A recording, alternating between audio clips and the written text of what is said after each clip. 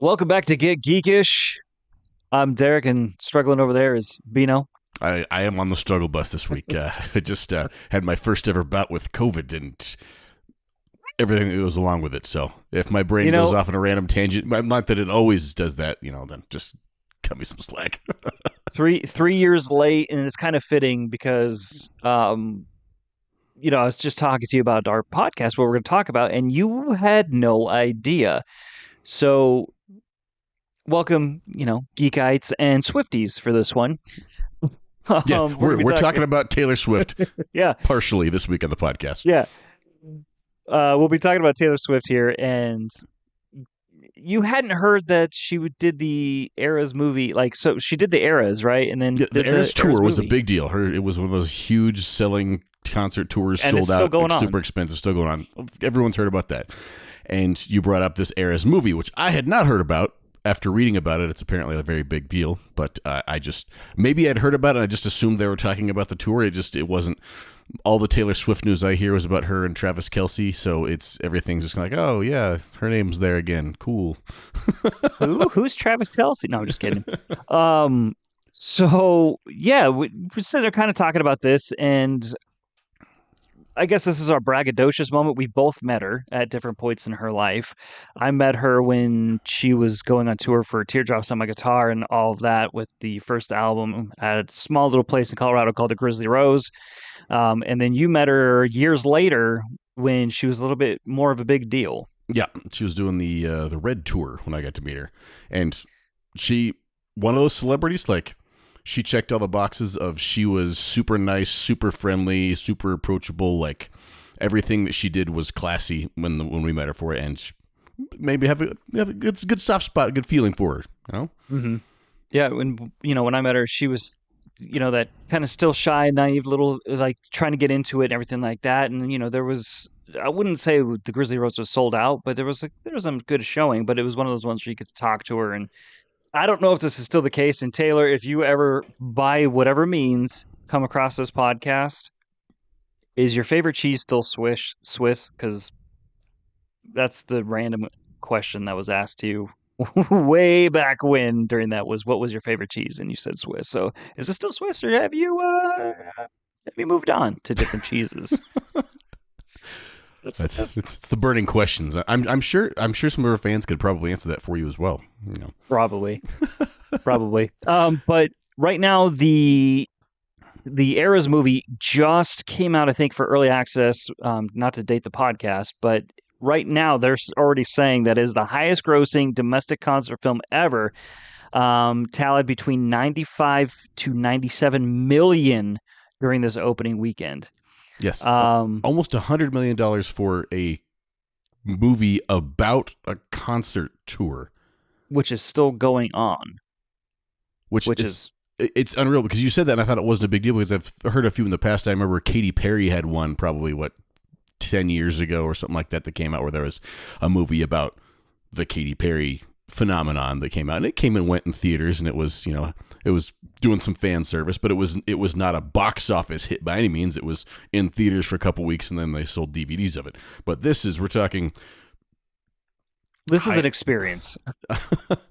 Yeah, I just can't imagine. But there's Hollywood movies that people have been working on for years that aren't making half this much money on their entire run, let alone an opening weekend. I guess it goes to show you the power of the Swift following. Yeah. Well, and that's what's baffling to me. So, I mean, you talked about Katy Perry. So I remember that came and went. And I think Justin Bieber did one too, back when. He did his Never Say Never film. And in its entire run, has made $73 million, which that baffled me at the time too. But at the time, the Justin Bieber fans were fanatical. Is that a good word for that? Something along those lines. At that time, he could do no wrong with them. But and I haven't seen the Eras tour. My wife and my daughter are going to go see it actually later today. Ironically enough, which kind of I think kind of sparked it in my head. And it was one of those ones you brought up Taylor Swift, or not Taylor Swift, Katy Perry, Justin Bieber. I think those films were more of some of the concert footage, but some behind the scenes and stuff. I think Taylor Swift's Eras, isn't it just straight concert? like not really any interviews or anything like that. I Uh, I mean you don't even you just found out about it today. So oh, you talk. I'll look. I'll find out what it is here. well, because I don't know. It's just one of those ones where if that's the because if you look at Katy Perry or the Justin Bieber ones, it's categorized as documentary music.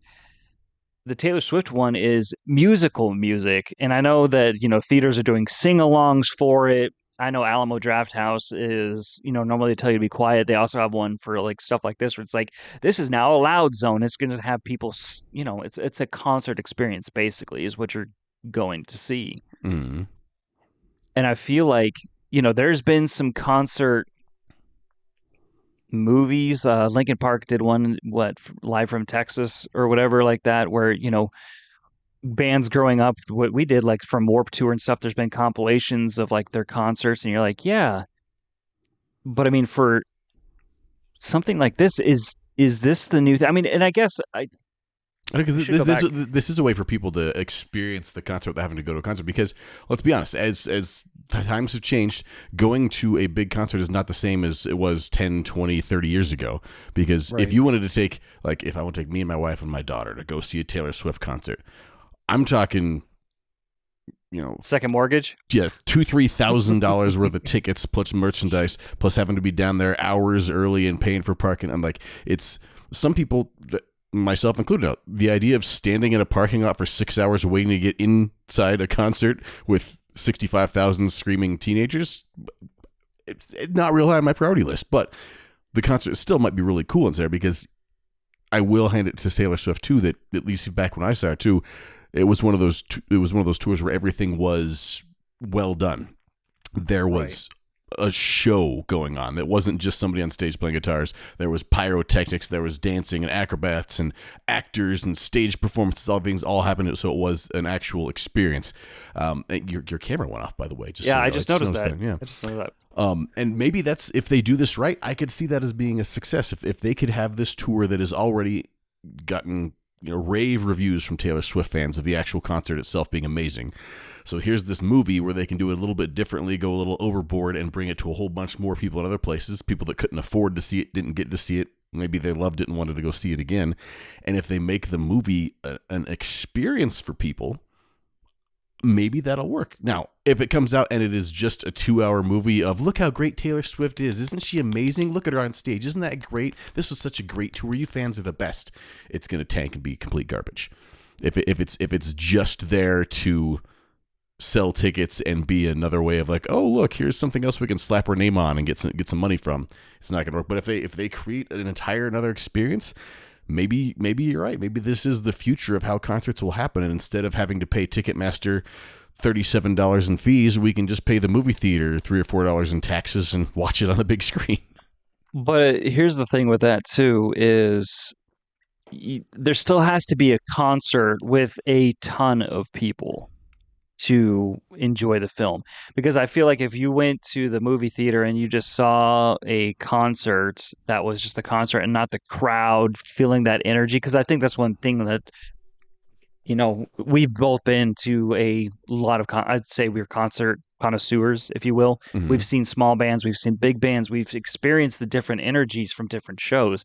And something like Taylor Swift or something like that, if you just put her on the screen, yeah, it might be okay. But if you're showing actual concert footage of one of her tours and it's just a sold out stadium of nothing but fans just screaming and cheering while she's singing, I think that's kind of adds to the experience. So if that's the future, there still has to be at least one concert for them to record and get that footage from that has that. Oh yeah, because it can't replace the live concerts.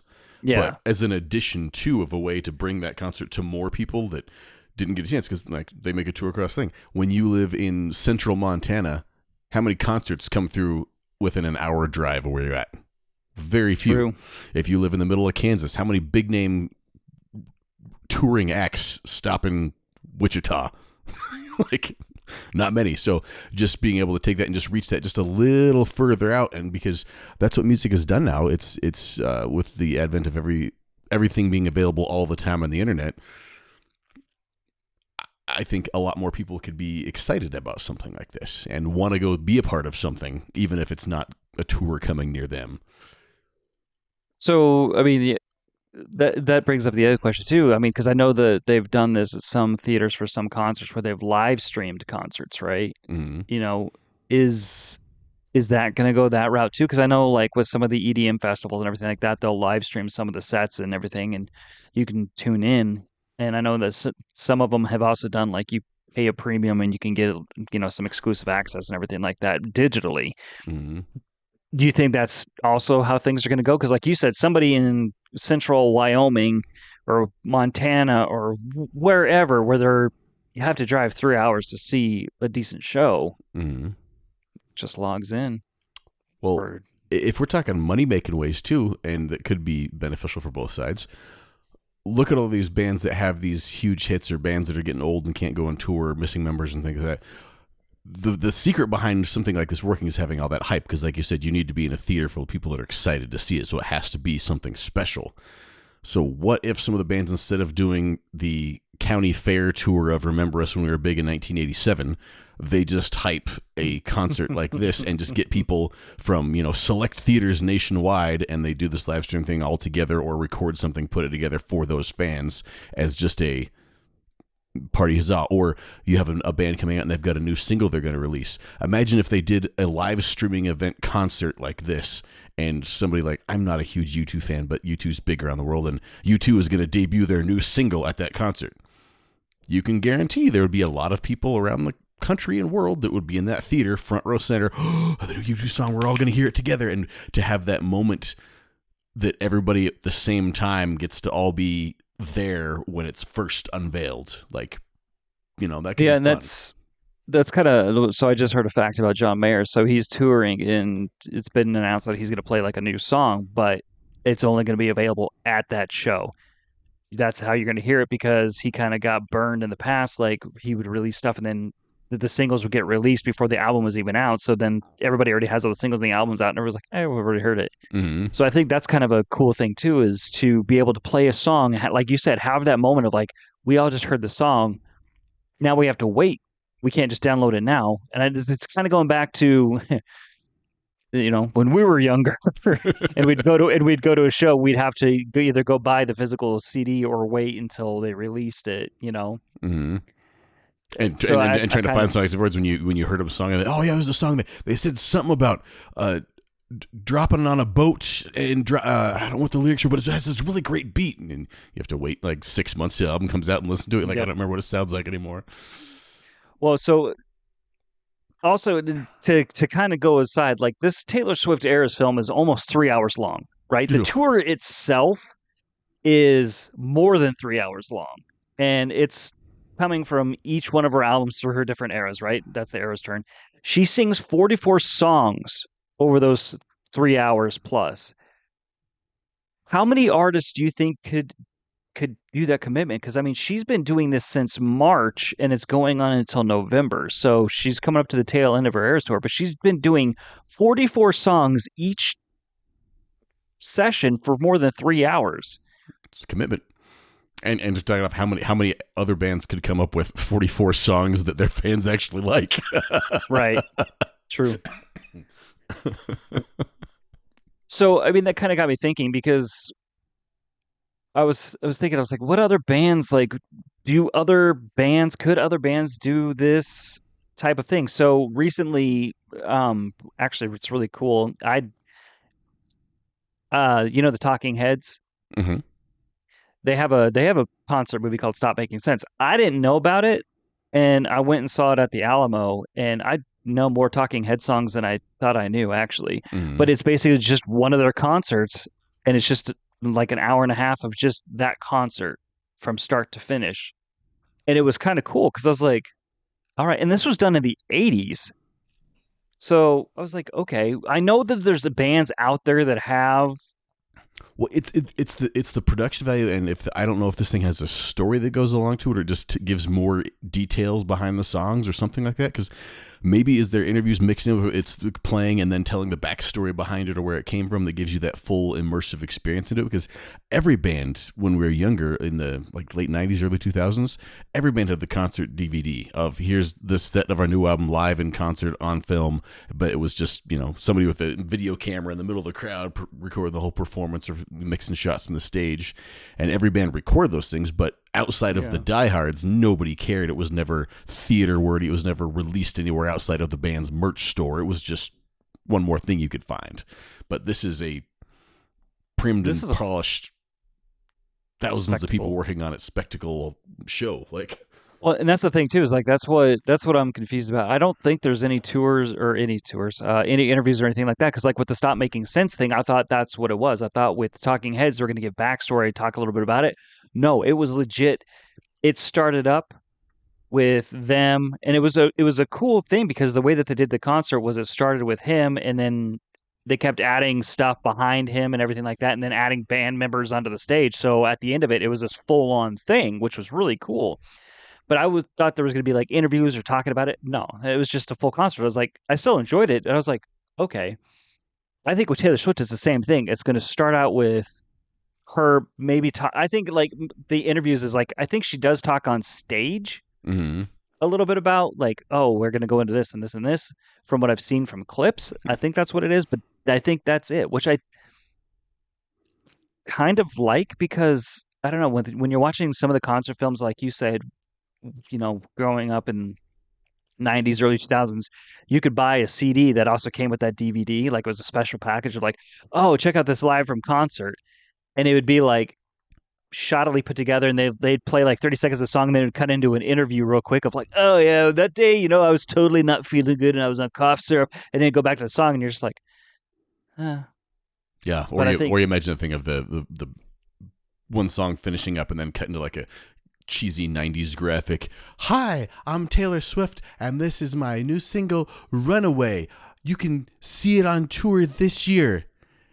And then a star wipe into the next song going across, something like that. That was like all the infomercials that bands were forced to do in the late 90s. But that's what I'm thinking. Like, do you think that, I mean, I guess Beyonce just released, she has a movie out now for, I think her Renaissance tour. I don't know. I'm not a Beyonce fan. Don't hate on me, but it's one of those ones where is there any other wheelhouses beside? Like, I think Taylor Swift probably has more of a wheelhouse, more of a power than Beyonce does.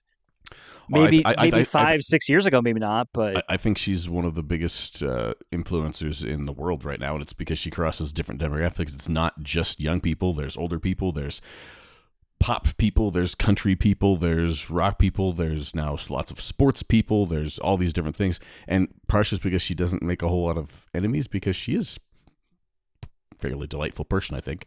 But to be able to be that many hits over so many years, because you figure she's been not just relevant, but top tier relevant in the pop cultural world for what, almost 15 years, 20 years? 20 years, yeah. Like, that's unheard of for most musicians. That kind of made me feel old. Even musicians that have been around for longer, that most of them haven't been up here that whole time. They've had, they're really big, and they have a couple albums. Oh, they got another big hit here, and then they drop. Oh, there's another big hit, and they last a long time. But this is consistently like every album that comes out is like, and here's another number one, here's another top 10, here's another top 10, here's another top 10. Like, but I think you nailed it too, because I think, with other bands like U2, Metallica, the big names that had a huge following and maybe still do, some of their albums weren't well received. I don't know any Taylor Swift album that wasn't really well received. I know that some are people are like, and any that were they had a new version that came out 5 years later. So yeah, well, that's the thing is like some people are like, oh yeah, it might not be my favorite, but there's still like songs on it. I'll still jam it type of thing. But like I think back to what Garage Inc. from Metallica. Like there was a whole bunch of hype when that came out, and then when it came out, it fell flat. Everyone was like, oh, good, yeah, welcome back, guys. Yeah, you heard of Napster? That's an old joke. Oh,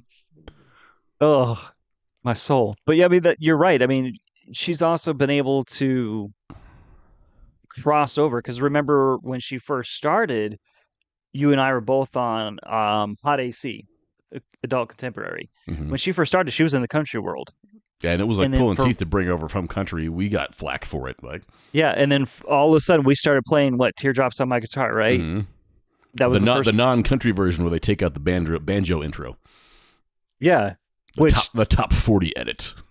yeah, which we got flack for that, not from anybody that we well, I mean I think some of the country guys gave us crap I was about gonna it, say but everyone we worked with gave us crap for it. yeah, but listeners would too. Remember, we'd be at like events and they'd be like, "Why are you playing that country stuff? You know, you guys aren't country." I'd have to change the channel. And now look at it; she's been able to get her foothold in that country world, and then dive over into our world. And I don't Yeah. know, Her fan base, she's one of the only people that I've ever seen that can get a fan base that have that much ownership in what she does. There's other fan bases that are fanatical and diehards and love everything that their fans do, but it seems like a lot of the Swifties have ownership, like protection of her, like go out of their way to make sure that extra support, backtalk anybody that bad mouths, shut down anything else. Like it's unreal to have that much support for anything that she does. It's awe-inspiring and slightly terrifying. Like, do you know the kind of evil she could make happen if she decided to give her Swifties some directions that were not so good? well, I mean, think about it. She's. Some people are saying that she's not really dating Travis Kelce. Whatever she's doing, it's caused a spike in sales for his jersey, for Chiefs interest and everything like that. So, and that's just she's not even talking and speaking about it. So somebody took that and they're like, "Can we Photoshop her in the library and see people go read books?" Taylor, can you just go on Twitter and say you really love to read? Right? Can you say you really like the Get Geekish podcast, or maybe even just like a tweet from us or something, and then But that's right. That's exactly it. Is she has that power, and I think she knows it because she's not. I mean, yeah, people have made drama about her life in the past, Mm-hmm. and she's written songs about it and everything like that.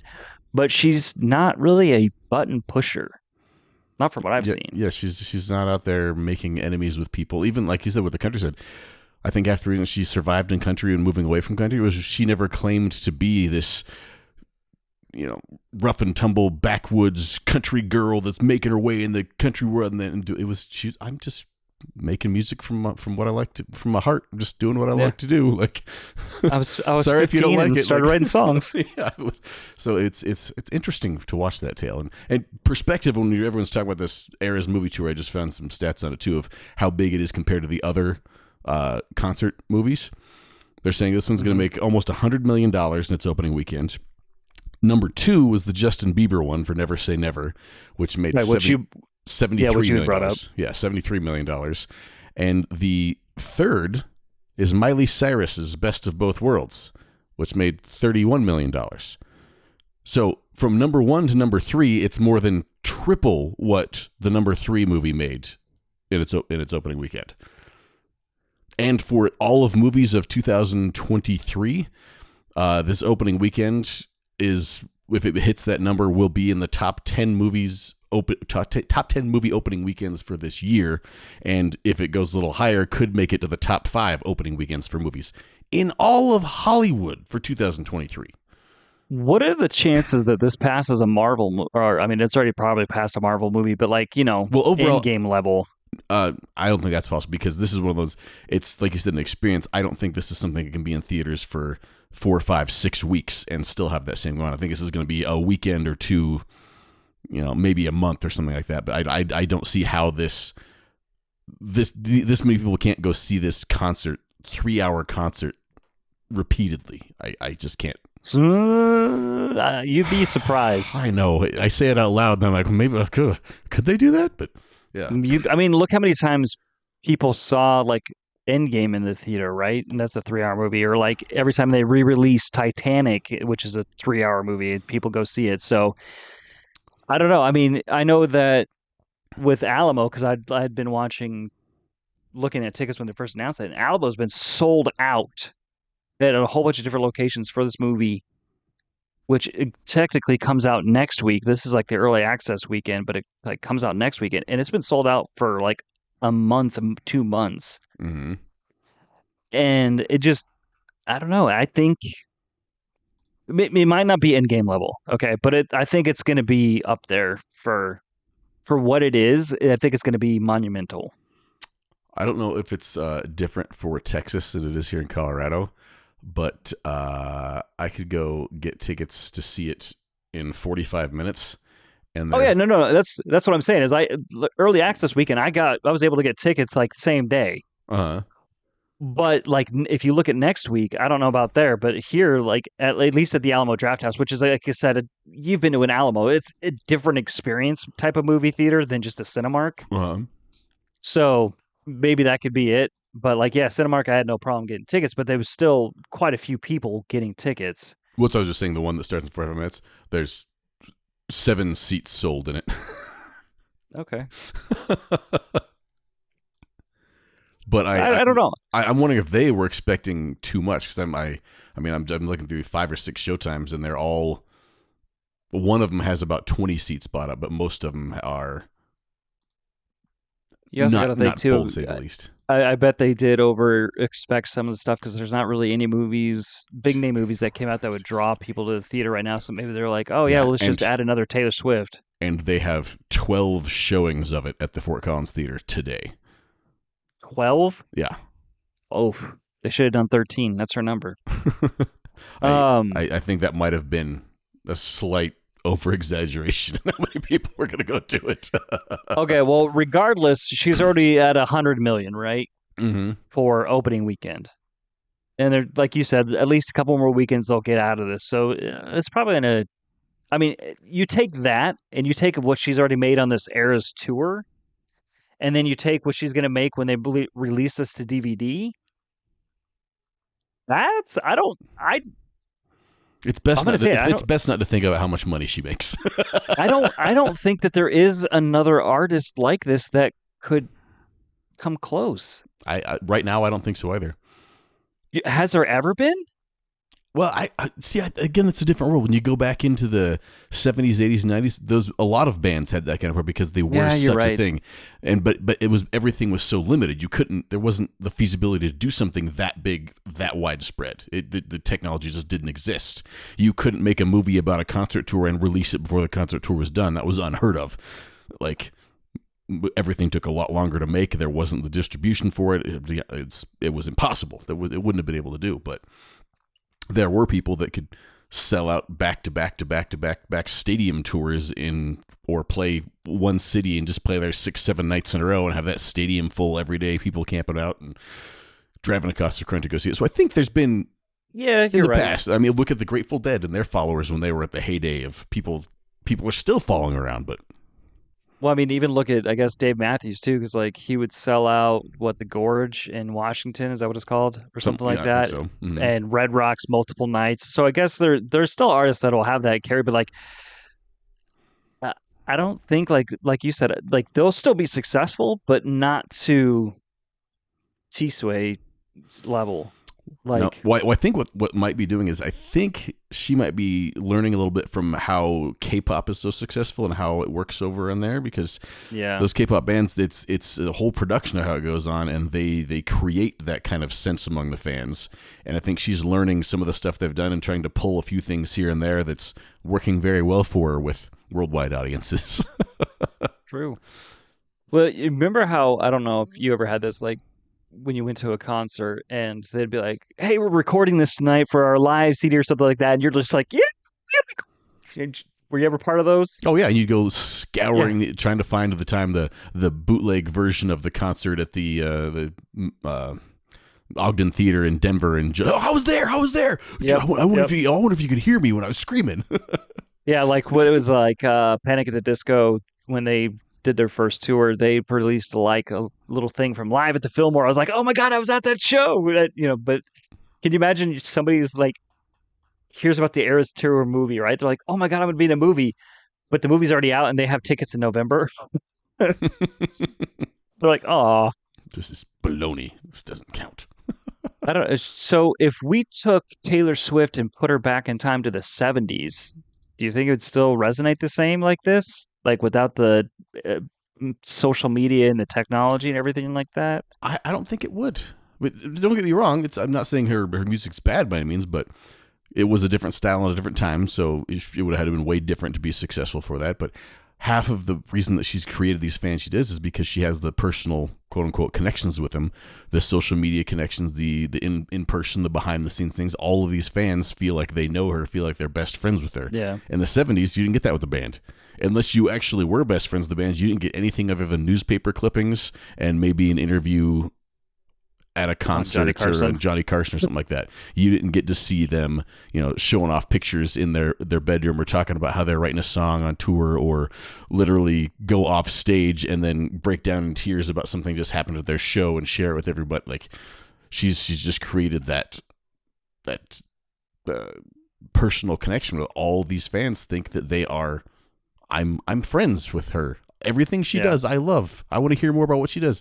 I don't want to just hear her song. I want to hear what she had for breakfast. I want to hear if her and her mom got over that fight they had last month. I want to hear if that shoelace that broke ever got fixed. Like, she's relatable. Yeah. I mean, because you look back to the way that the Beatles were. They were big because they were something different, and everything like that. Not really relatable, but something different.